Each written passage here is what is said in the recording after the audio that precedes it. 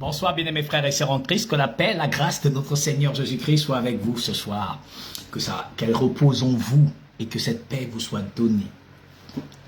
Pas comme le monde la donne, que cette grâce immense soit avec vous ce soir. Paix et grâce à vous, Église du Gabon, d'Afrique, d'Europe, d'Asie, d'Amérique et du Moyen-Orient. Que c'est une joie, vous savez, c'est toujours une joie. Une joie de nous retrouver, partager la parole, c'est une joie d'être dans la vie. Vous savez, c'est une grâce, vous savez, de vivre. C'est une grâce d'être en santé. C'est une faveur. Nombreux à cette heure comme nous désirent être en santé. Mais hélas, Dieu n'a pas décidé ainsi. Nombreux parmi nous n'ont plus la vie. Bénissez sans cesse l'Éternel, car ce n'est pas par l'horloge que tu programmes qui te réveille. Car crois-moi, mets ça à côté d'un cadavre qui a programmé aussi se réveiller à 5 heures du matin. Et là, s'il n'a pas pu se lever. Quand tu te lèves dans la vie et dans la santé, bénis sans cesse l'Éternel, car c'est une grâce. Il n'y a pas un prix pour la santé. Il n'y a pas une valeur pour cela. Reconnais en cela que l'Éternel est juste bon et que sa miséricorde éternelle est parfaite et glorieuse. Et c'est grâce à cette miséricorde glorieuse que te voici en face de moi. Te voici en direct pour entendre les merveilles de notre Seigneur Jésus-Christ. Les apôtres lui disent, mais pourquoi leur parles-tu en parabole? Il leur dit, à eux, cela n'a pas été permis. Mais à vous, cela vous a été permis de comprendre les mystères du royaume des cieux. Nous pouvons courir, bien-aimés. Nous pouvons nous précipiter, nous activer dans tout ce dont nous avons comme projet, comme souhait, comme espoir, comme réalisation que nous voudrons voir et faire. Mais si tu n'as pas la vie et la santé, tu ne pourras pas le faire. Mais l'auteur de la vie et de la santé s'appelle Jésus-Christ. Même aussi, c'est lui qui permet. Parce qu'il dit qu'il n'arrive aucune chose sans qu'il ne l'ait permis. Mais en même temps, il ne faut pas oublier que Dieu permet des choses à cause de nos convoitises, à cause des choix, des élans dans lesquels nous nous sommes nous-mêmes plongés et qui nous a éloignés de la véracité de la promesse de Dieu. Louons et acclamons l'Éternel, louons et célébrons l'Éternel, louons et exaltons l'Éternel. Ô sacrificateur de ce temps, vous qui vous prétendez être des grands sacrificateurs, vous qui prétendez être des grands serviteurs de Dieu, qu'avez-vous fait de la science de l'Éternel? Qu'avez-vous fait de la science de l'Éternel qui était censée conduire les peuples dans la lumière, car la parole de Dieu est une lampe à nos pieds, une lumière sur notre sentier. Qu'avez-vous fait de la science de Dieu, qui est une lampe aux pieds des hommes et une lumière sur leur sentier? C'est-à-dire qu'en marchant chaque jour, la lumière éclaire mon sentier. En marchant chaque jour, la lumière éclaire et illumine mon sentier. De peur que je ne heurte une pierre, de peur que je ne trébuche, de peur que je ne tombe, et de peur que je ne sois confondu, de peur que je ne heurte un poteau. Mais grâce à la lumière, je vois mieux. Grâce à la lumière, je vois bien. Grâce à la lumière, j'évite les obstacles. Grâce à la lumière, je vois tout ce qui peut paraître. Grâce à la lumière, je suis capable d'éviter un véhicule. Grâce à la lumière, je peux être plus rapide que tout. Qu'avez-vous fait de cela? Qu'avez-vous fait de la science de l'Éternel? La science de l'Éternel, celle qui est censée conduire l'homme dans l'évidence de Dieu, celle qui est censée révéler aux hommes la véracité de Dieu, celle qui est censée couvrir les peuples du monde dans la lumière, dans la bannière parfaite de l'Éternel. Qu'avez-vous fait? Sacrificateurs qui prétendez être des sacrificateurs, vous qui dites être des hommes de Dieu, vous qui dites être des grands serviteurs de Dieu, qu'avez-vous fait de la science de l'Éternel? Car c'est sur les lèvres d'un sacrificateur, c'est sur les lèvres du sacrificateur que l'on demande la science. La science, où est-elle? Celle qui est censée être une lampe à nos pieds, une lumière sur notre sentier. Celle qui est censée nous orienter, nous instruire, nous enseigner. Celle qui est censée nous montrer le modèle de vie que nous devons avoir. Celle qui est censée transmettre la paix dans les cœurs des hommes. Qu'avez-vous fait de la science, prédicateur de ce temps? Vous qui prétendez dire être les enfants du royaume éternel. Vous qui prétendez dire être les fils du roi éternel Jésus-Christ. Qu'avez-vous fait de la science? L'autre jour, je vous parlais du rôle réel du sacrificateur et dans ce même élan, nous allons continuer cette prédication de manière à ce que chacun d'entre nous arrive à comprendre dans quoi ils nous ont mis, arrive à comprendre dans quoi ils nous ont baignés, arrive à comprendre pourquoi la nation gabonaise, l'Afrique, le monde entier est toujours dans l'obscurité. Pourquoi alors le monde n'a toujours pas vu et vivre la magnificence de l'Éternel? Pas que Dieu ne veut pas se révéler aux hommes, pourtant il ne cesse de le faire, par la prédication de la foi. Il ne cesse de se révéler, mais qui y prend garde? Personne. Car vos sacrificateurs ont fait de la loi, voyez-vous, quelque chose qui est devenu une occasion de chute pour plusieurs hommes. Quelque chose qui était censé nous sauver est devenu quelque chose qui nous condamne. Quelque chose qui était censé nous justifier est devenu quelque chose qui nous condamne. Quelque chose qui était censé ôter le péché en toi est devenu quelque chose qui te condamne. Qu'ont-ils fait de la science de l'Éternel? Qu'ont-ils fait de cette véracité de Dieu qui était censé me donner la vie, qui était censé me conduire dans l'obéissance et dans la crainte de l'Éternel, qui était censé faire que je sois un véritable fils du royaume éternel? Que avez-vous fait de cette science? Alors prenons quelque chose dans le livre de Malachie, que Dieu bénisse à la lecture et à la prédication, et que s'il se trouve un fils de paix, que la paix soit avec toi, et qu'il se trouve un fils non du royaume prédestiné, que Dieu t'accorde la conversion ce jour, et que car il dit ce n'est que quand une âme se convertit qu'il y a une fête dans le ciel. Prenons quelque chose ici d'abord.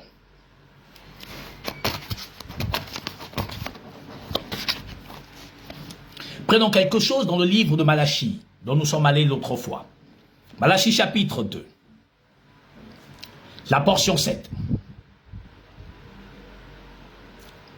Car les lèvres du sacrificateur doivent garder la science. Ça veut dire que donc les lèvres du sacrificateur se doivent de garder la science. Doivent garder la science. Doivent garder la science. Mais regarde, quelque chose ici dit dans le livre de Jacques.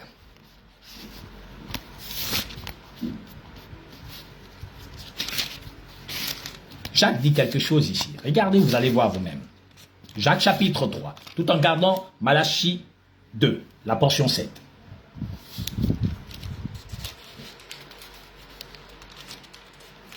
Jacques chapitre 3.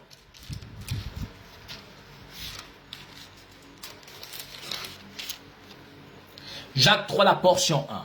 Écoutez ce que ça dit. Il dit, « Mes frères, qu'il n'y ait pas parmi vous un grand nombre de personnes qui se mettent à enseigner. Car vous savez que nous serions jugés plus sévèrement. » Il dit que car il ne faut pas qu'il y ait un grand nombre de personnes qui se mettent à enseigner. Car nous serons jugés plus sévèrement. Mais qui vous a appelé à enseigner? Personne. Car si Dieu vous aurait appelé, alors vous aurez révélé la science de Dieu. Vous aurez enseigné la science de Dieu. Tu comprends qu'il dit qu'il ne faut pas qu'il y ait un grand nombre de personnes qui se mettent à enseigner. Parce qu'en enseignant, soit tu justifies, soit tu condamnes. Mais en ce temps dans lequel nous nous trouvons, où la nuit est avancée, le jour approche, il n'y a pas un enseignant qui enseigne la science de Dieu. Pour sortir le peuple du bourbier, pour sortir le peuple de la fosse, pour sortir le peuple du péché, pour sortir le peuple de la mort et leur amener dans l'évidence de la véracité de Dieu. Afin que tous ensemble, nous acclamons et nous exaltons le Dieu éternel, le Dieu parfait, le Dieu glorieux. Jésus-Christ, le Dieu glorieux. Bien-aimés frères, que avons-nous fait? Que avez-vous fait? Il dit, il ne faut pas qu'il y ait un grand nombre de personnes qui enseignent. Mais en ce temps du soir, tout le monde est devenu prophète. En ce temps du soir, tout le monde est devenu sacrificateur. Alors on va examiner les Écritures. Il a dit là-bas, c'est sur les lèvres du sacrificateur que l'on doit trouver la science. Il a dit dans Jacques 3 qu'il ne faut pas qu'il y ait un grand nombre de personnes qui se mettent à enseigner. Car en enseignant dans le mensonge, tu condamneras des milliards des hommes. Mais en restant dans la justice, étant prédestiné à être un prédicateur, alors tu sauveras des âmes. Dans les fils de Jacob, Dieu s'est choisi une tribu, la tribu des Lévites. C'est-à-dire qu'il n'a pas choisi les 12 tribus. Il a dit Lévites, c'est toi qui serais au service. Et dans sa pensée parfaite, révélant sa gloire éternelle dans les choses à venir, il va choisir quelqu'un auquel Dieu n'avait jamais dit à cette tribu qu'elle devait être au service du sacerdoce ou être appelée au sacerdoce. D'où est sorti notre Seigneur de la tribu de Juda, auquel Moïse n'avait donné aucune recommandation concernant le sacerdoce. Aucune recommandation avait été donnée. Mais dans la grandeur et dans la bonté de notre Dieu, notre Seigneur de gloire est sorti de Juda. Alors Dieu nous montre il nous montre quelque chose d'extraordinaire. Vous voyez que donc en tant que sacrificateur, nous devons comprendre déjà une chose. Ce qu'il ne faut pas qu'il y ait un grand nombre de personnes qui se mettent à enseigner. 1. 2. En tant que sacrificateur prédestiné à l'œuvre ou à être appelé à cela, nous devons savoir que dans sur nos lèvres, nous devons garder la science de Dieu. Car c'est par la science de Dieu que l'homme parvient à la justice de Dieu. C'est par la science de Dieu que l'on parvient à la justification. C'est par la science de Dieu que l'on parvient à la sanctification. À la justice, à la justification et à la sanctification. La science de Dieu dit que tout le monde ne peut pas se mettre enseigné. Comme les 12 patriarches, Dieu ne s'était pas choisi toutes les 12 tribus. Il s'est choisi une tribu qui devait être appelée au sacerdoce.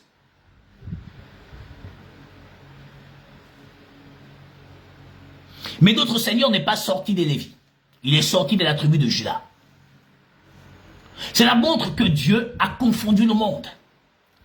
Car ce sacerdoce lévitique, sur lequel reposait la loi, était donné jusqu'à une époque de réformation. Jusqu'à ce que devait arriver le Shiloh, qui devait nous montrer l'adoration parfaite et véritable, auquel la loi de Moïse ne pouvait nous amener à l'adoration glorieuse. Mais il dit dans Malachie 2, la portion 7. Car les lèvres du sacrificateur doivent garder la science. Et c'est de sa bouche qu'on demande la loi. C'est-à-dire qu'un sacrificateur doit avoir la science de Dieu, la connaissance de Dieu, pour ne pas induire en erreur le peuple choisi et prédestiné, pour ne pas annoncer la fausseté du cœur de l'homme, pour ne pas annoncer l'affection sociale, pour ne pas annoncer des choses mensongères. Car la science de Dieu révèle aux prédestinés le pouvoir qu'ils ont sur toute la création de Dieu.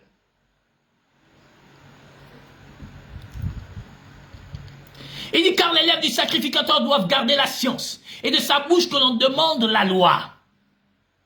Parce qu'il était envoyé de l'Éternel des armées. Ça veut dire qu'un vrai sacrificateur, un véritable prophète, un véritable docteur, évangéliste, pasteur, docteur, apôtre, bien que le temps des apôtres n'existe plus, mais restons dans les ministères, ont un rôle. Quel est ce rôle en tant que sacrificateur? Il dit, c'est sur les lèvres du sacrificateur que l'on trouve, c'est sur les sacrificateurs, c'est sur les lèvres du sacrificateur, oui, c'est sur les lèvres du sacrificateur doivent garder, les lèvres du sacrificateur doivent garder la science. Et c'est de sa bouche qu'on demande la loi. Parce qu'il est un envoyé de l'Éternel. Le rôle d'un envoyé de l'Éternel, c'est faire quoi? L'alliance qu'il avait avec les Lévites était de faire quoi? Il dit par la suite. Mais vous êtes écartés de mes lois, de mes voies. Et vous avez fait de la loi une occasion de chute pour plusieurs. Vous avez violé l'alliance des Lévites, dit l'Éternel des armées. Et moi je vous traite, je vous rendrai misérable et vil aux yeux de tout le peuple. Parce que vous n'avez pas gardé mes voies.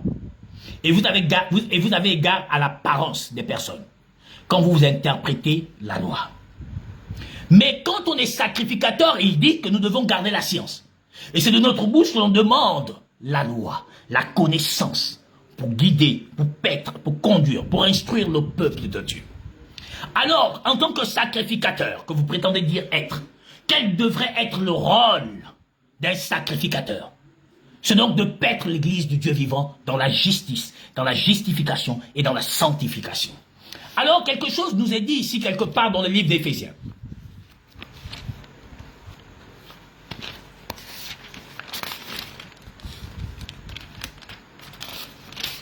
Éphésiens 4.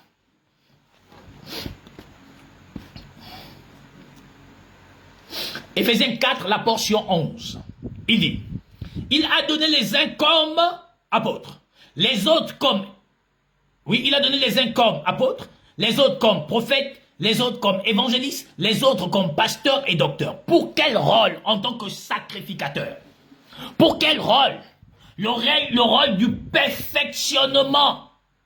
Le rôle donc de la perfection, le rôle donc de l'instruction, de l'éducation, de la révélation de la parole. Car dans le psaume 119, la portion 130, il dit la révélation de ta parole est claire. Elle donne de l'intelligence aux simples. La révélation de la parole est claire. Elle donne de l'intelligence aux simples. Mais qu'est-ce qu'il dit ici? Qu'est-ce qu'il dit? Dans le psaume 119, la portion 130, il dit la révélation de ta parole est claire. Elle donne de l'intelligence aux simples. Mais qu'est-ce qu'elle dit? La révélation de la parole donne de l'intelligence aux simples. Mais il dit que les ministères ont été établis pourquoi? Donc les sacrificateurs ont été établis pourquoi? Pour détourner les hommes de la mauvaise voie. Par quoi? Par la lumière.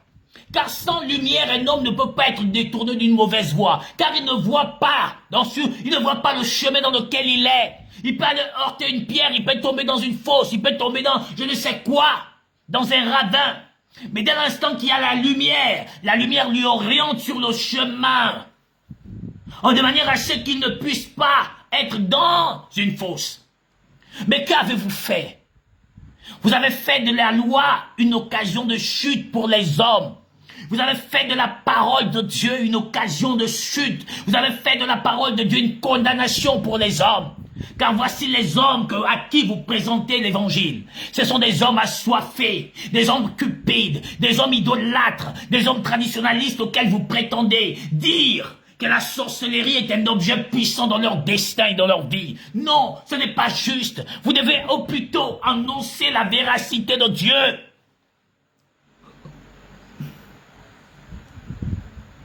Elle consiste à quoi? Elle dit, les 5 ministères ont été établis, la portion 12, pour le perfectionnement des saints, en vue de l'œuvre du ministère et l'édification du corps du Christ. Jusqu'à ce que nous soyons tous parvenus à l'unité de la foi et la connaissance du Fils de Dieu, à l'état d'homme fait, à la mesure de la stature parfaite de Christ. Afin que nous ne soyons plus des enfants flottants et ballottés à tout vent de doctrine, par la tromperie des hommes, par leur ruse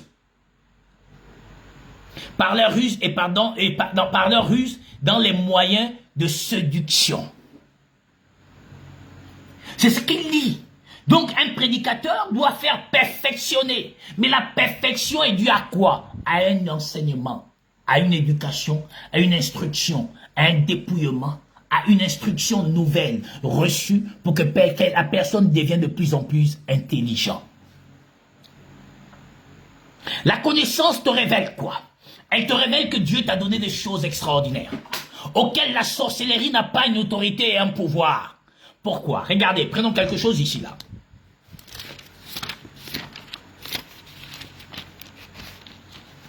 Quelque chose ici, dans le livre de Luc.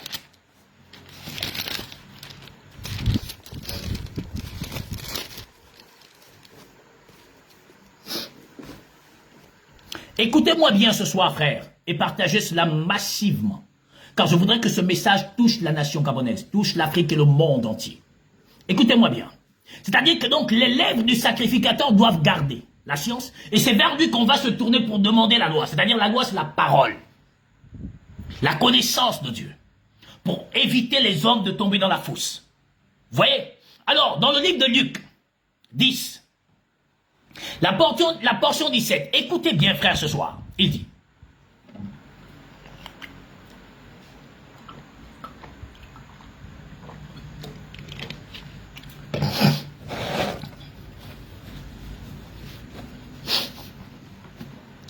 les 70 reviennent avec joie, disant, Seigneur, Seigneur, les démons nous ont été soumis en ton nom. Jésus leur dit, je voyais Satan tomber du ciel comme une éclair. Regardez, les anciens, c'est-à-dire donc les apôtres, reviennent avec joie. Ils disent, les démons leur ont été soumis. Mais la science de Dieu va leur montrer en fait que la soumission des démons ne doit pas être l'objet d'une joie, ne doit pas être l'objet d'une fierté, ne doit pas être l'objet d'un épanouissement. Non. Pourquoi? Parce que ce n'est pas cela la science de Dieu. La science de Dieu est de révéler aux hommes que l'ennemi de leur vie, c'est leur propre chair. La science de Dieu est de révéler à l'homme que ce qui sépare l'homme de Dieu, c'est le péché qui est dans nos cœurs, par le moyen des sueurs et des idolâtres. L'idolâtrie en nos cœurs. C'est ça la vérité et la science de Dieu. C'est de révéler à l'homme qu'il est pécheur. Mais dire aux hommes que les démons t'ont soumis en nom de Jésus, ce n'est pas une joie ça. Parce que Dieu, dans son amour, nous a déjà donné par sa science, donc par sa connaissance, la glorification parfaite de sa gloire en nous, qui nous donne l'autorité absolue et parfaite sur les œuvres de la puissance de Satan.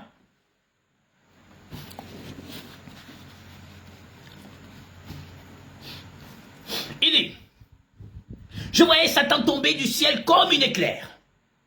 Je vous ai donné le pouvoir. Oui, il ne dit pas « je vous donnerai ». Non, il dit « je vous ai donné ». Il dit « je vous ai donné le pouvoir ». Ça veut dire que donc Dieu, par sa science, dit à l'Église, dit aux chrétiens, dit aux membres du corps parfait du Christ, que non, toi, tu as déjà ce pouvoir. Donc, ça ne peut pas faire l'objet d'une réjouissance, car ce pouvoir est en toi.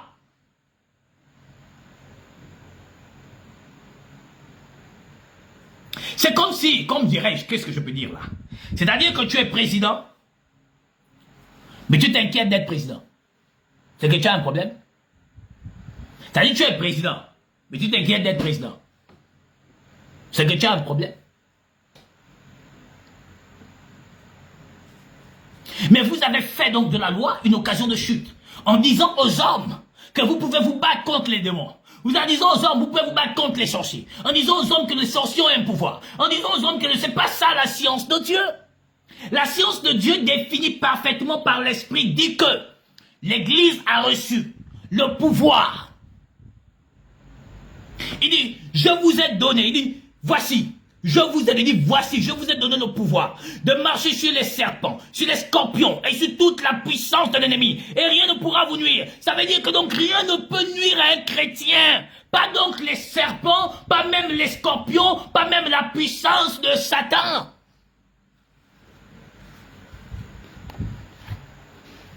Ça veut dire quoi? Ça veut dire que Jésus dit ici, voici, je vous ai donné. C'est en vous. Il n'y a pas besoin de réjouissance sur ça. Le fait que les démons vous soient soumis.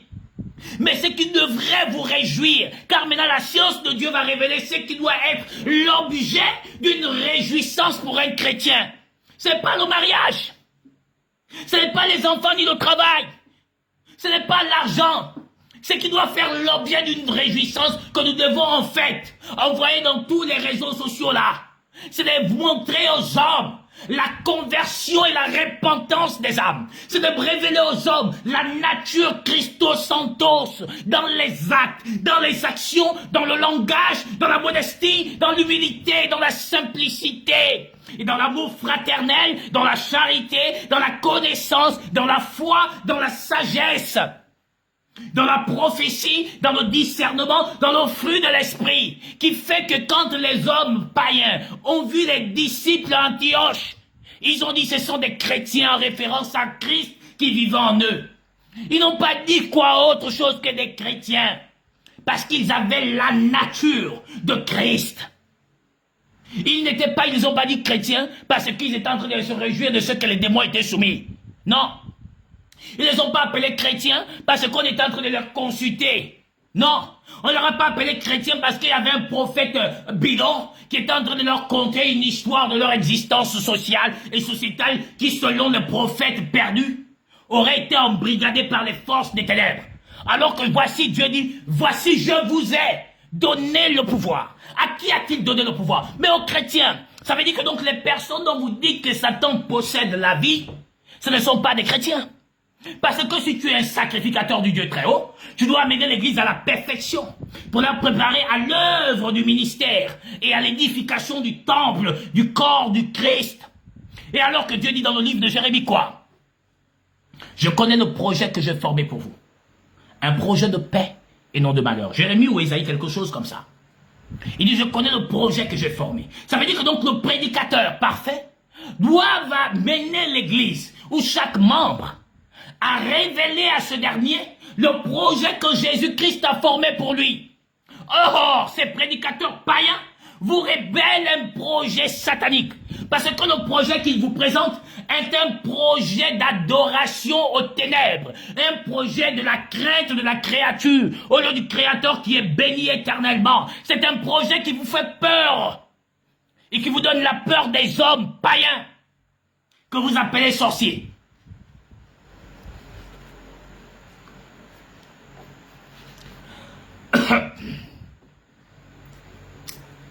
Je ne sais pas si je parle à un frère. Il dit alors, voici je vous ai donné le pouvoir de marcher sur les serpents, sur les scorpions, sur toute la puissance de l'ennemi. Il dit rien ne pourra te nuire. Alors chrétien, quand ces pasteurs du monde viennent vous parler qu'il y a des gens qui vous ennuient. C'est quel genre? Il dit, rien ne pourra te nuire. Je vais te dire une chose, frère. Je vais te dire une chose, sœur. Ça veut dire, en fait, hein, tu n'es pas encore chrétien ou chrétienne. Ça veut dire que le pouvoir, là, n'est pas encore en toi. Parce que si tu es chrétien, chrétienne, il a dit, rien ne pourra te nuire. Ça veut dire que donc, ça ne peut pas te nuire. Qui? Le scorpion? Le scorpion? Le serpent? La puissance des ténèbres ne peut pas te nuire. Mais si ça arrive à t'ennuyer, ça veut dire que tu n'es pas chrétien. Ça veut dire que tu es encore une païenne. Ça veut dire que tu es encore païen. Ça veut dire que tu n'es pas rentré dans la magnificence de Dieu. Or, un sacrificateur qui garde la science de Dieu, vers qui nous demandons la loi de Dieu, la connaissance de Dieu, pour pouvoir paître et marcher dans la lumière de Dieu, c'est quoi? Il dit, et rien ne pourra vous nuire. Cependant, il dit cependant, mais pourtant, il suffit de voir dans les réseaux sociaux, dès que quelqu'un s'agit, tous les perdus, les mouches filment, et puis il met dans les réseaux sociaux, il like. On dit que ça a vu 2 millions de vues. Pourquoi? Parce que voici quelqu'un qui est dans le cinéma, une fiction américaine, qui est en train de s'agiter dans la comédie, et faire croire aux gens que il est possédé par Satan, alors qu'en vérité, vous ne comprenez pas la parole de Dieu. Parce que toute personne qui naît sans Jésus-Christ est habitée par Satan, à cause du péché d'Adam et Ève. Tu l'appartiens. C'est pas parce qu'un esprit va partir que le péché va partir. Vous êtes dans l'erreur. C'est ce qu'il dit aux apôtres ici. On peut te chasser tous les esprits qui te possèdent. Mais chasser les esprits, c'est pas chasser le péché. Le problème, c'est le péché qui est en toi. C'est pas les esprits qui te possèdent. Les esprits peuvent partir. Est-ce que quand on chasse les esprits, on chasse le péché? Le péché est en toi. C'est ça que la parole vient enlever en toi. Chasser les démons n'est pas un problème. Mais est-ce qu'on chasse le péché qui vit en toi? Est-ce que ton cœur est circoncis? Donc chasser les démons, ce n'est pas chasser le péché. Mais c'est regarde ce qu'il dit. Il dit cependant. Il dit cependant. C'est Dieu qui parle, c'est pas moi, c'est le français même vous-même que vous lisez les grands intellectuels de vos pasteurs là qui disent ils sont à l'école, ils connaissent la langue de Molière. Nous, on ne connaît pas la langue de Molière. Nous, on connaît la révélation par l'esprit. C'est basé de lui qui nous révèle. Il dit cependant, ne vous réjouissez pas de ce que les esprits vous soient soumis. C'était Dieu qui dit ici. Il dit ne vous réjouissez pas que les démons vous se disent que ce n'est pas donc une réjouissance. Mais voilà que vous vous réjouissez dans les réseaux sociaux. Vous mettez des grandes vidéos. Dieu l'a délivré. L'a délivré de quoi? Oh, Dieu l'a délivré le mauvais esprit, Dieu est puissant. On t'a dit que pour que Dieu soit puissant, c'est que quand il chasse les démons, là on dit Dieu est puissant. Qu'est-ce qui t'arrive? Qu'est-ce qui t'arrive? Il dit cependant, ne vous réjouissez pas que les esprits vous soient soumis. Mais réjouissez-vous de ce que vos noms soient toujours, ou que vos noms soient écrits dans les cieux. Donc la réjouissance, ce n'est pas de liker les vidéos où un guignol est en train de manifester soi-disant un esprit. Et de réjouir, c'est que je dois me réjouir de ce que mon nom soit dans le livre de vie. Tout chrétien doit savoir que son nom est dans le livre. Quand Dieu veut frapper Israël, Moïse dit à Dieu, efface mon nom de ton livre de vie. C'est-à-dire que donc Moïse savait que son nom était dans le livre. Donc tout chrétien doit savoir que son nom est dans le livre. C'est ça qui doit être la réjouissance. La réjouissance, c'est pas que les démons vous soient soumis. C'est quelle science ça? C'est ça la science de Dieu? Alors que Dieu dit, cependant, ne vous réjouissez pas. Ça dit qu'il nous demande de ne pas nous réjouir de ça. Mais pourtant, vous vous réjouissez. Quand vous organisez votre nuit retour à l'envoyeur, couvre-feu contre la sorcellerie, ou la bataille du ventre de ma mère, ou prophétise. Je ne savais pas qu'on pouvait dire au Saint-Esprit, prophétise. Mais quelle folie dans laquelle vous êtes plongé par la folie satanique en vous. Dites non, prophétie, prêche, prophétise. Donc on dit maintenant le Saint-Esprit est assujetti à la chair. Le Saint-Esprit est maintenant soumis à la chair. C'est lui maintenant qui obéit aux désirs, aux voix, aux souhaits des hommes. Qu'êtes-vous devenu? Qu'avez-vous fait de la science de Dieu? Qu'avez-vous fait de la science de Dieu? Celle qui est censée conduire l'homme dans la lumière. Celle qui est censée revêtir l'homme des entrailles de la miséricorde, de justice. celle qui est censée dévêtir l'homme du péché, celle qui est censée nous séparer du vieil homme. Qu'avez-vous fait de la science de Dieu? Celle qui est censée illuminer une nation, celle qui est censée éclairer le peuple de Dieu, celle qui est censée paître les hommes par l'esprit. Qu'avez-vous fait de la science de Dieu? Qu'avez-vous fait de la lumière de Dieu? Qu'avez-vous fait? Qu'avez-vous fait? Qu'avez-vous fait? Un chrétien n'est pas assujetti. Un chrétien n'est pas un esclave. Regarde, la science de Dieu te dit ceci. Prenons quelque chose ici dans le psaume 91.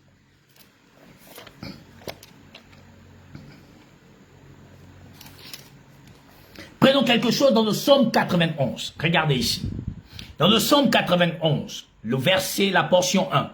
Psaume 91, la portion 1 dit: celui qui demeure sous l'abri du Très-Haut repose à l'ombre du Tout-Puissant. On dit celui qui demeure sous l'abri du Très-Haut. Ça veut dire qu'en tant que chrétien, si je demeure sous l'abri du Très-Haut, il dit, dans le psaume 91, la portion 11, celui qui demeure sous l'abri du Très-Haut repose à l'ombre du Tout-Puissant. C'est-à-dire que moi, David, je repose à l'ombre du Tout-Puissant.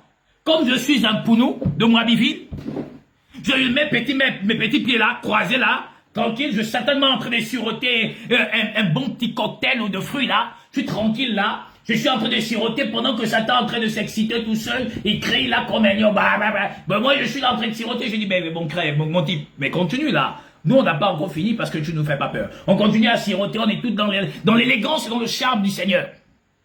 Parce que je suis sous l'abri du Très-Haut. Il dit, celui-là, c'est dans le psaume 91. Celui qui demeure sous l'abri du Très-Haut repose dans l'ombre du Tout-Puissant. Pardon. Qui est celui-là qui peut rentrer dans l'ombre du Tout-Puissant et puis ravir l'âme de celui-là qui repose dans l'abri du Très-Haut? Il dit, tu es dans l'ombre du Tout-Puissant. Y a-t-il un autre Tout-Puissant qui peut être l'adversaire de l'Éternel? C'est ça la science de Dieu. La science de Dieu te dit, les démons soumis, ce n'est pas une réjouissance.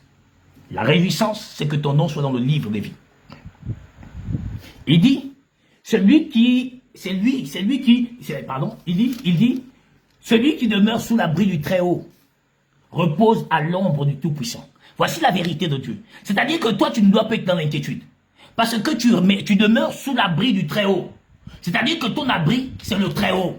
Celui qui te couvre, c'est le Très-Haut. Celui qui te protège, c'est le Très-Haut. Celui qui veille sur toi, c'est le Très-Haut. Celui qui ne dort ni ne sommeille, c'est le Très-Haut. Donc il veille sur toi, il te couvre, il te protège. Donc personne ne peut te toucher. Car il dit, celui qui demeure sous l'abri du Très-Haut repose à l'ombre du Tout-Puissant. C'est-à-dire que le Tout-Puissant est là, mon ami. Est-ce que tu vois, il est là comme ça. Et puis toi, tu es là dans l'ombre du Tout-Puissant. Qui peut oser? Qui peut? Alors qu'il a dit la réjouissance, ce n'est pas que les démons soient soumis. La réjouissance, c'est que ton nom soit écrit dans les cieux. La réjouissance, c'est que ton nom soit dans le livre de vie. Mais vous avez fait de la chair une réjouissance des témoignages dans les assemblées babyloniennes. D'où les gens prennent des micros et d'autres acclament du fait qu'une femme s'est mariée avec un homme, de ce qu'une femme a trouvé un mari, de ce qu'un homme a trouvé un mari, de ce que quelqu'un a trouvé du travail, de ce que quelqu'un fait des enfants, de ce que quelqu'un a eu de l'argent. Ce n'est pas de la réjouissance, ça. Parce que Dieu n'a jamais mentionné dans sa parole que se marier, avoir des enfants, travailler, avoir de l'argent devait faire l'objet d'une réjouissance. Ce qui doit faire l'objet d'une réjouissance, c'est que tu sois écrit, ton nom soit dans le livre des cieux, dans les cieux, que ton nom soit dans le livre de vie, que ton nom soit inscrit dans les cieux. C'est ça qui doit faire l'objet d'une réjouissance pour le chrétien. Et la réjouissance glorieuse dans le ciel, c'est que quand une âme se convertit, c'est une fête dans le ciel. Il n'a jamais dit quand quelqu'un se marie, c'est une fête au ciel. Il a dit quand une âme se convertit, c'est une fête. Il a dit à Pierre, Satan vous a réclamé comme le fromage. Mais j'ai prié pour toi, afin que ta foi ne défaille pas. Il dit, quand tu serais converti, affermis tes frères. Donc pour affermir, il faut que je sois converti. Mais tu n'es pas converti, comment tu vas affermir les autres? Alors tu marches avec un message bidon, avec des thèmes flatteurs, avec des messages flatteurs, avec des messages qui ne délivrent pas l'homme du péché. Et en faisant croire que les hommes sont délivrés de la possession de Satan. Non! Non, c'est pas la vérité. Pour être délivré de la possession de Satan, il faut que Jésus, qui est la parole parfaite, rentre en toi. Aussi fort longtemps que Jésus-Christ, qui est la parole parfaite, ne serait pas rentré en toi, tu ne peux pas être délivré de la puissance de Satan. Satan, c'est le péché. Faut pas qu'on vous mente. Donc on peut te chasser les démons, mais on n'a pas chassé notre péché en toi.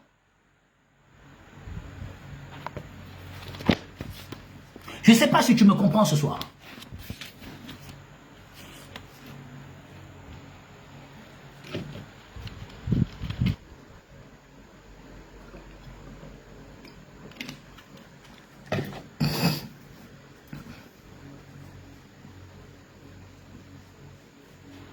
Je ne sais pas si tu me comprends ce soir, frère.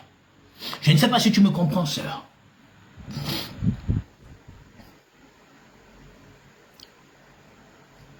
Que ce message parvienne à la nation gabonaise, parvienne à toute l'Afrique francophone, à tout l'Occident francophone et au-delà de la francophonie. Frère, la science de Dieu est réelle et elle t'éloigne de toutes ces choses qu'on te chante tous les jours.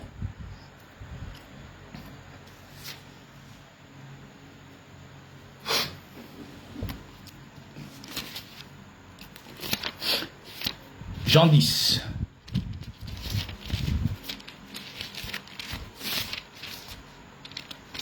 Jean 10, 28 à 29.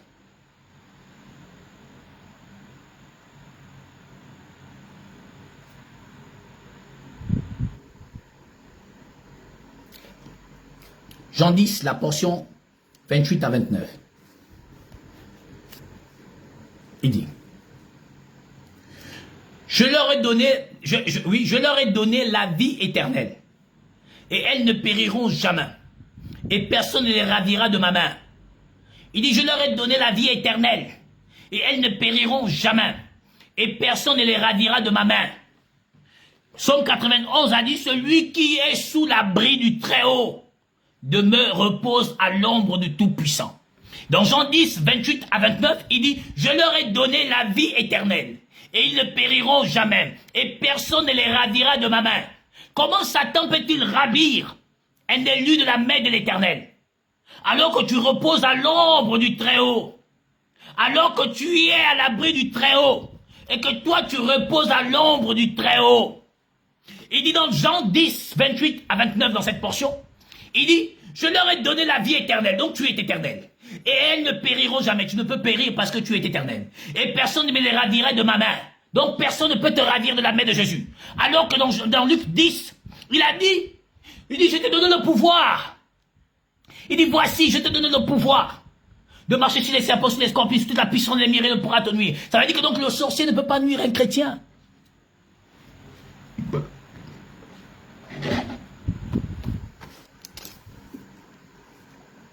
Donc, la portion 29 dit: mais mon Père qui me les a donnés est plus grand que tous, et personne ne peut les ravir de la main de mon Père. Il dit: personne ne peut les ravir de la main de mon Père.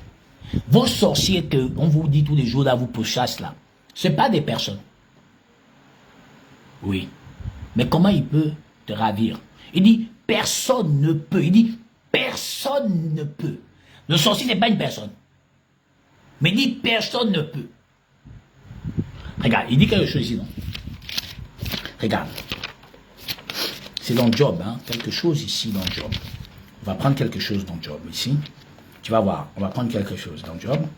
Et tu vas voir quelque chose ici dans Job.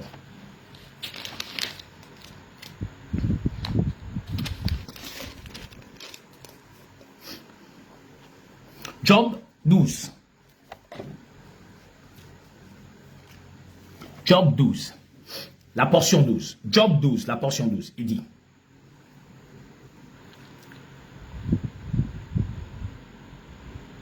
Job 12, la portion 10. Job 12, la portion 10. Job chapitre 12, la portion 10. Il dit: il tient dans sa main l'âme de tout ce qui vit. Donc l'âme, Job 12, la portion 10. Job chapitre 12, la portion 10. Il dit, il tient dans sa main l'âme de tout ce qui vit. Donc si quelqu'un vit et qu'il a une âme, Dieu tient sa main, ça a sur sa main. Les sorciers n'ont pas d'âme. Il dit, il tient l'âme de tout ce qui vit. Ça veut dire que donc tout ce qui vit, tous ceux qui vivent là, ayant des âmes, Dieu tient leur âme comme ça. Il dit, il tient dans sa main l'âme de tout ce qui vit. Le souffle de toute chair d'homme. Donc le souffle de tout chair, il dit, le souffle de toute chair d'homme. Ça veut dire que le souffle de toute chair d'homme, ça veut dire que tout homme qui vit ayant la chair, Dieu a leur souffle de vie entre ses mains. Dieu a dit, qui peut ajouter une coudée à la durée de sa vie? Personne. Mais Dieu m'a dit, dans sa parole, c'est lui qui augmente les années de la vie. Mais Dieu m'a jamais dit que Satan pouvait raccourcir la vie des hommes. Il m'a jamais dit ça. C'est pas écrit. Jésus m'a dit, c'est lui qui fait vivre, celui qui fait mourir.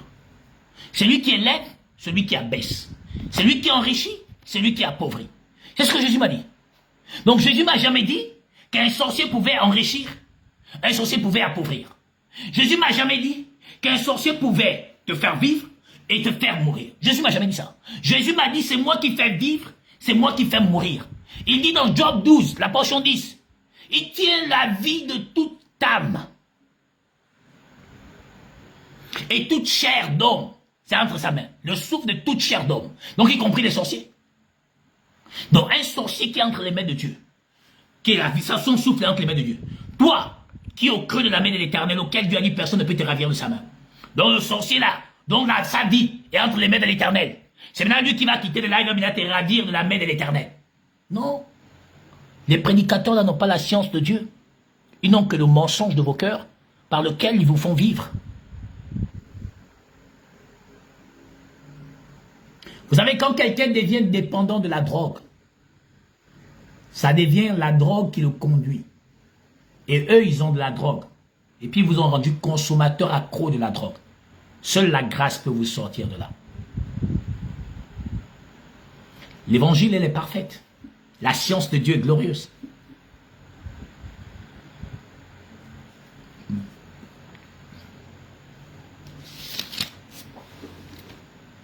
Il tient dans sa main l'âme de tout ce qui vit. Le souffle de toute chair d'homme. Le souffle de toute chair d'homme. C'est lui qui tient ça. Donc le sorcier, qui peut décider de ta vie là, lui-même, il ne doit plus mourir. Puisqu'il est éternel. Parce que celui qui décide qui vit ne vit pas, c'est l'éternel. Comme le sorcier est éternel, donc il est l'égal de Dieu. Comme il est l'égal de Dieu, donc Dieu est un menteur. Ça veut dire que donc Dieu a un adversaire. Et donc si Dieu a un adversaire, ça veut dire que donc Dieu n'est pas fort. Donc Dieu n'est pas tout puissant. Mais il dit je suis le tout puissant. Ils ont commencé à signaler, ils sont fâchés. Hein? Oh, les prédicateurs du Gabon et d'Afrique du monde. Oh mon Dieu, quelle désolation vous faites. Quelle tristesse et quel échec vous êtes. Vous avez cru que Dieu n'existait pas. Vous avez cru que Dieu ne pouvait pas révéler à ses fils la lumière. Vous vous trompez sur Dieu. Dieu est l'auto-puissant, c'est le maître. C'est le temps du soir. Et puis vous allez laisser un peu jongler. Et puis ce temps du soir, il se révèle maintenant à son peuple sur les tablettes de son cœur. Il vient rompre le pain pour montrer Christ dans les cœurs des hommes. Vous ne pouvez pas stopper Dieu. Vous savez, les hommes sont perdus. Voilà des choses d'autre jour là-bas. Je regardais dans une vidéo là. Voilà un fou. Ça dit que j'ai vu des choses dans ma vie, hein. Mais ça me dépasse. Ça dit voici un fou. Un fou qui se fait appeler le prophète de ce temps. Comme l'autre fou il y a jadis, qui avait prétendu être le sauveur, celui qui portait le message glorieux. Et voilà aussi un autre fou africain, appelé Kwaku Philippe. Voilà un déséquilibré qui dit que c'est lui qui a le message qui va sauver les humains. Si tu ne crois pas à son message, tu iras en enfer. Je lui ai répondu hier, je lui ai dit, mais tu es fou. C'est toi qui vas en enfer. Tu ne sais même pas qu'est-ce que c'est l'enfer. Tu ne connais même pas la parole. Vous falsifiez la parole pour justifier que vous avez de la valeur. Mais c'est la parole qui donne la valeur à l'homme. C'est pas l'homme qui donne la valeur à la parole. L'homme sans la parole n'est rien. La parole sans l'homme est gloire. C'est la parole qui donne la gloire à l'homme. Dieu existe sans l'homme. L'homme ne peut exister sans Dieu. Dieu n'a pas besoin de l'homme pour être gloire et éternel. Mais l'homme a besoin de Dieu pour être éternel. Vous pouvez gommer la parole. Vous pouvez la falsifier. Vous pouvez ajouter ce que vous voulez. Mais la parole de Dieu, elle ne changera jamais. Vous ne pouvez pas changer Dieu. Vous pouvez modifier ce que vous voulez. La parole, elle est parfaite. Dieu n'a jamais dit qu'un prophète devait venir plus tard. Vous avez falsifié Hébreu 1 qui dit que, bien après nous avoir parlé par les prophètes, dans ces temps, Dieu nous parle par le Fils. Vous dites maintenant qu'il nous parle par Kwaku Philippe. Mais si ce n'est pas la folie qui habite vos cœurs, qu'est-ce que c'est? J'ai dit à cet homme, il a un disciple ici au Gabon qui a humilié aussi un faux pasteur là-bas à la chaîne 1 nationale du Gabon. Mais monsieur Bekale, au lieu de partir chercher des faux pasteurs, appelle David. Et puis tu me mets face aux représentants de Kwaku Philippe à la chaîne nationale, en direct. On ne veut pas une émission indifférée, en direct. Et puis je vais le recadrer dans la parole. Et puis il saura qu'il est dans un déséquilibre total et absolu. Car prendre les Écritures pour la modifier, comme Branham l'a fait autant d'autres fois, pour venir justifier un mensonge comme quoi vous êtes le porteur du message actuel qui doit sauver l'homme. Mais Jésus dans Jean 16, 13 nous a jamais dit que c'était un humain qui devait nous conduire dans la lumière. Il a dit l'esprit de vérité nous conduira dans toute la vérité. Jésus n'a jamais dit que Kwaku Philippe devait venir conduire les hommes dans la vérité. Jamais Jésus-Christ n'a dit ça. Mais aujourd'hui, vous prenez des passages dans Matthieu pour justifier votre mensonge, comme l'autre avait pris Malachie 4 et 6 pour justifier sa folie. Et des milliers de personnes vous suivent, croyant que nous sommes arrivés où il y a un prophète messager qui doit nous sauver. Il s'appelle qui? Kwaku Philippe, un déséquilibré ivoirien, qui veut nous faire croire qu'il est celui qui porte le salut des hommes, de l'humanité. Qu'est-ce qui t'arrive, mon cher? Il faut deux fois, avant de venir parler, parle dans ta maison, dans ta chambre avec ta femme. Mais ne viens pas devant le monde pour venir rendre ta folie comme justification pour les hommes. Non, ce qui nous justifie, c'est Christ, et non personne d'autre. C'est Jésus-Christ, la justification de tout homme. Et quiconque ne croit pas au message de Jésus-Christ ne pourra jamais avoir le salut. Il n'a jamais dit que c'est Kwaku Philippe qui nous sauve. Il dit que c'est en son nom, en son nom, en son nom. C'est en son nom. Quiconque croit en lui est justifié de toute justification que la loi de Moïse ne pouvait pas nous donner. Maintenant, voilà un fou qui nous dit que c'est maintenant lui qui est le porteur du message qui nous amènera à la justice de Dieu. Mais qu'est-ce qui t'arrive? Tu es du théâtre, tu es dans une fiction américaine? Quoi, tu veux être mieux que Tom Cruise, je sais pas quoi? Non, arrêtez. Alors, monsieur Bekale, appelle-moi à la une, et puis je vais discuter avec ce monsieur qui a cru qu'il avait un grand savoir et une grande intelligence. Je vais le recadrer comme il a voulu humilier les autres. Je vais le recadrer, et puis il va rentrer à la maison, il va boire un peu d'eau, et puis il va arrêter de parler de Kwaku Philippe. Plus jamais dans cette nation, et je mets au défi tous vos prédicateurs, plus jamais dans cette nation, un faux pasteur doit se lever. Tu me croiseras sur ton chemin. L'heure est venue où le Gabon doit adorer un seul Dieu, il s'appelle Jésus-Christ. L'heure où est venue où les sorciers doivent craindre, quand ils veulent comploter, ils doivent réfléchir avant. Parce qu'ils doivent savoir, un seul roi, un seul seigneur, un seul sauveur est Jésus-Christ, roi du Gabon, seigneur du Gabon, sauveur du Gabon. Je mets au défi tous les sorciers, tous les maçonniques du Gabon, qui viennent me dire qu'il y a un autre Dieu qui doit diriger le Gabon, si ce n'est Jésus-Christ. Arrêtez, arrêtez. Vous allez me croiser sur votre chemin, car je suis là pour des nombreuses années, non seulement au Gabon et de par le monde, parce que l'heure vient est venue où nous devons adorer un seul Dieu. Et arrêtez avec vos mensonges et avec vos messages bidons qui font que des hommes ne sont pas dans la lumière, des hommes ne sont pas dans la justice, sont assujettis à esclavage mystique, esclavage spirituel. Ce qui fait que vous ne cessez de faire de ces personnes des instruments, des marchandises pour votre propre profit. Alors que la lumière de Dieu doit rayonner dans le Gabon, la lumière de Dieu doit rayonner dans l'Afrique, la lumière de Dieu doit rayonner dans tout le monde entier. Jésus-Christ est Seigneur et Sauveur, et personne d'autre que lui. Il ne partage sa gloire avec personne. Personne. Il n'a pas besoin des thèmes flatteurs pour attirer des milliers de personnes. Il a juste besoin de sa parole. Car il a dit, mes brebis. Jésus ne vient pas séduire le monde. Il vient parler à ses brebis. Il dit, mes brebis entendent ma voix. La voix du Seigneur ramène à lui ce qui lui appartient, ce que le Père lui a donné.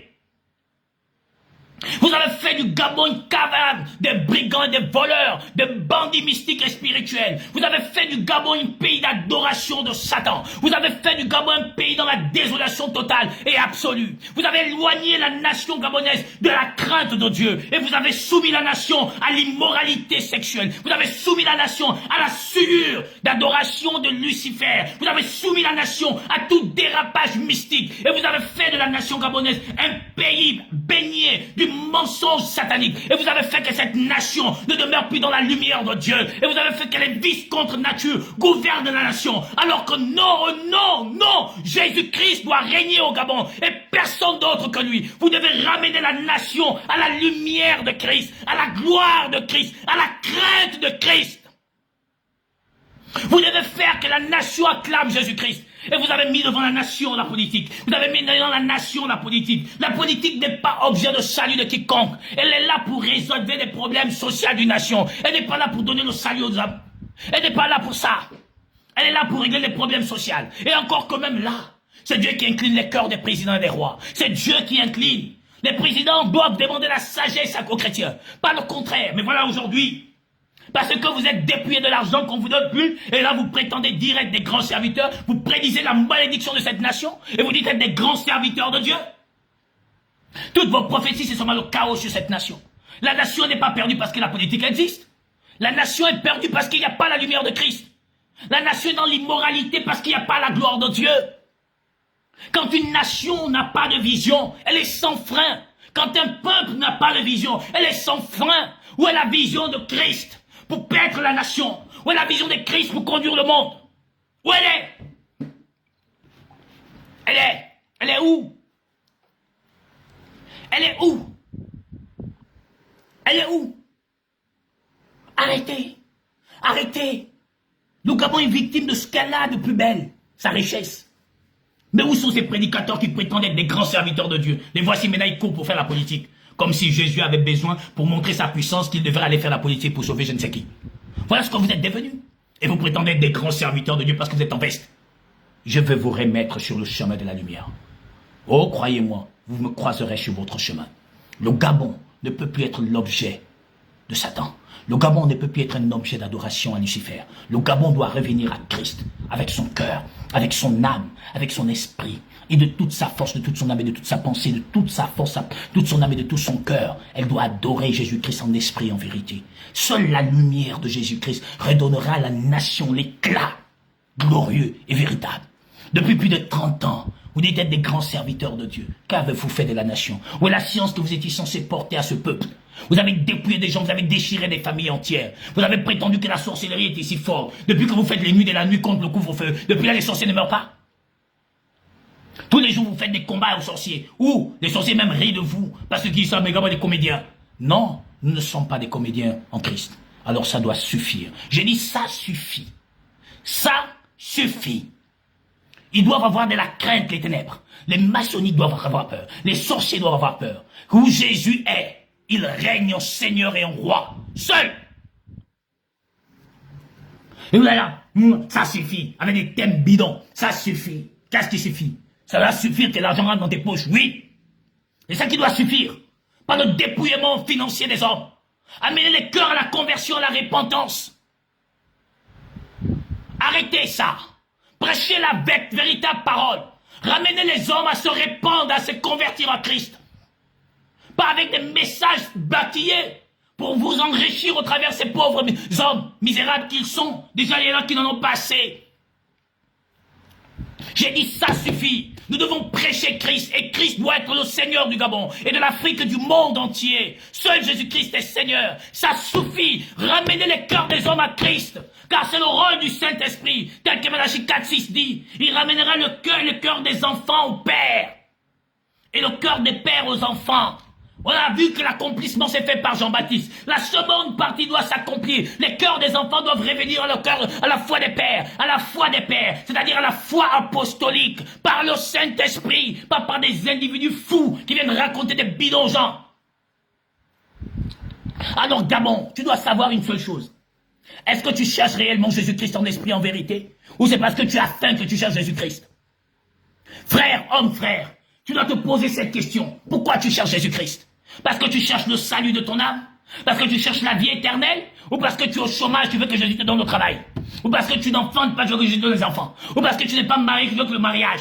Dis-moi, Gabon, que veux-tu réellement? Parce que quand tu cherches Jésus pour le salut, alors tu as trouvé le message parfait. Mais si tu cherches Jésus pour avoir le mariage des enfants, alors cours vers vos faux pasteurs et vos faux prophètes qui vous racontent la bonne aventure. Parce que tant que tu ne reviendras pas au Seigneur Jésus-Christ, avec ton cœur, avec l'humiliation et avec des larmes de vraie repentance, tu ne verras jamais la lumière dans ta nation. Car il y a jadis, tu as chassé Jésus-Christ. Parce que tu cherches Dieu en fonction des besoins sociaux et sociétals auxquels tu es livré. Tu ne cherches pas Dieu pour le salut de ton âme. Jésus te montre par sa parole qu'il a donné à l'Église le pouvoir de marcher sur les serpents, sur les scorpions et sous toute la puissance de l'ennemi. Et rien ne pourra le nuire. Rien ne peut nuire à un chrétien. Tu es sous l'abri du Très-Haut. Rien ne peut te nuire. Il a dit qu'il a le pouvoir. Il a dit ce que le Père l'a remis entre les mains. Personne ne peut le lui ravir. Tous ces hommes qui vous racontent la bonne aventure, que les sorciers vous poursuivent. Le sorcier est entre les mains de l'Éternel. Dis un mot, il n'existera plus. Dis un mot, il ne pourra plus être vivant. Jésus a donné à l'Église tout le pouvoir imaginable pour toi. Il dit que toute langue qui se lèvera en justice contre toi, tu as le pouvoir de la condamner. C'est ce que Jésus a dit à l'Église. L'Église a cette autorité-là de condamner toutes les mauvaises paroles déclarées. Tu as ce pouvoir. Il dit quoi, le Seigneur? Il dit il n'y a plus de condamnation à ceux qui sont en Christ. Donc le chrétien n'est plus condamné. Et si tu n'es plus condamné, alors que peut te faire un sorcier, mon Dieu? Quel évangile voulez-vous que Christ vous prêche? L'évangile du ventre? L'évangile qui vont te flatter? L'évangile qui te promet la guérison charnelle? Alors que Paul, il avait quoi? Les chattes, il était malade. Élisée mort de la maladie dont il souffrait. Pourquoi Dieu n'est pas venu les guérir? Il a dit ma grâce te suffit. Quelqu'un te rassure en te disant c'est moi qui fais vivre, c'est moi qui fais mourir. Pourquoi tu es inquiet? Quelqu'un te rassure, il te dit c'est moi qui enrichis, c'est moi qui appauvris. Pourquoi tu es inquiet? Quelqu'un te rassure que personne ne peut ajouter une coudée à la durée de sa vie. Pourquoi tu es inquiet? Quelqu'un te dit ne demande ni à manger, ni à boire, ni vêtements. Car ces choses, ce sont les païens qui les réclament. Je sais de quoi tu as besoin avant que tu n'ouvres ta bouche. De quoi alors tu parles? De quoi tu demandes à l'Éternel ces choses? Parle, cherche premièrement le royaume et la justice. Gabon, Afrique, monde entier. Cherche Jésus-Christ pour ton salut.